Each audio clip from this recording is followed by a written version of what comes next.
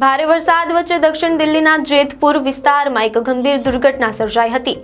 શનિવારે એક ઘરની દિવાલ અચાનક ધસી પડતા આસપાસ રહેતા લોકો ગભરાઈ ગયા હતા અને આ ઘટનાથી વિસ્તારમાં અફરાતફરીનો માહોલ સર્જાયો હતો।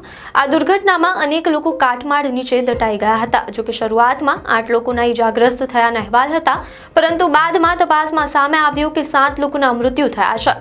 આ ઘટનાએ સમગ્ર દિલ્હીમાં શોકનો માહોલ ફેલાવી દીધો છે।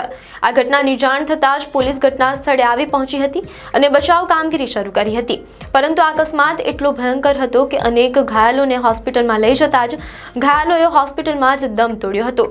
જો કે મીડિયા અહેવાલ અનુસાર એક ઘરની દિવાલ ધસી પડતા જેમાં એક જ ક્ષણમાં 7 નિર્દોષ લોકોએ જીવ ગુમાવ્યા હતા, જેમાં મૃતકોમાં પુરુષોમાં 30 વર્ષીય શબીબુલ, 30 વર્ષીય રબીબુલ અને 45 વર્ષીય મુટ્ટુ અલીનો સમાવેશ થાય છે, જ્યારે મહિલાઓમાં 25 વર્ષીય રૂબીના અને 25 વર્ષીય ડોલીનું મૃત્યુ થયું છે અને બાળકીઓમાં 6 વર્ષીય રૂક્સાના અને 7 વર્ષીય હસીનાનું મૃત્યુ થયું છે।